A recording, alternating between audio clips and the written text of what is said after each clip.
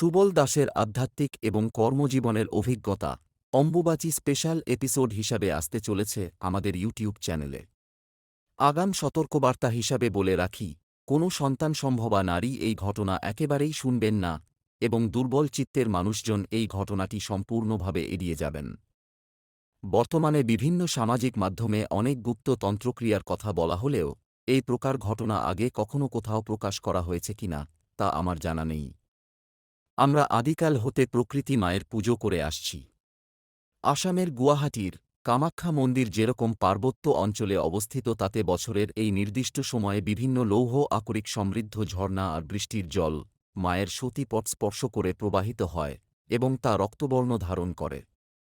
এইভাবেই প্রকৃতিমা যেন প্রাকৃতিক নিয়মেই রজস্বলা হয়, ঠিক তেমনি রক্তমাংসের স্ত্রী জাতীয় শারীরবৃত্তীয় মাসিক নিয়মে রজস্বলা হয়।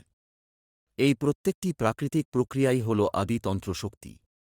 আর এই প্রত্যেকটি প্রক্রিয়ার ভাইব্রেশন বা শব্দ ব্রহ্মকে মন্ত্রের আকারে শাস্ত্রে লিপিবদ্ধ করেই আমরা সেই পরম প্রক্রিয়া বা তন্ত্রের পুজো করে আসছি যুগ যুগ ধরে। এখন গ্লোবালাইজেশনের যুগে দাঁড়িয়ে ষড়রিপুর ফাঁদে পড়ে আমরা সাধারণ এই প্রাকৃতিক প্রক্রিয়া বা তন্ত্রকেই নষ্ট করে ফেলছি অনবরত। প্রাকৃতিকভাবে গড়া নিজেদের এই শরীরকেই প্রকৃতির থেকে সরিয়ে অতি কৃত্রিমতায় মেতে উঠেছি, যার কুফল আমাদের ভুগতে হবেই। শব্দের ব্রহ্মতা ভেঙে তা কুশব্দে পরিণত হচ্ছে, শব্দ বিকৃত হচ্ছে প্রতিনিয়ত। যেমন পরম ব্রহ্ম শব্দ আওম হয়ে গেছে ওম। তাহলে অবশ্যই নজর রাখুন আমাদের চ্যানেলে। অম্বুবাচী স্পেশাল রোমাঞ্চকর এই এপিসোড কোনোভাবেই মিস করা যাবে না কিন্তু।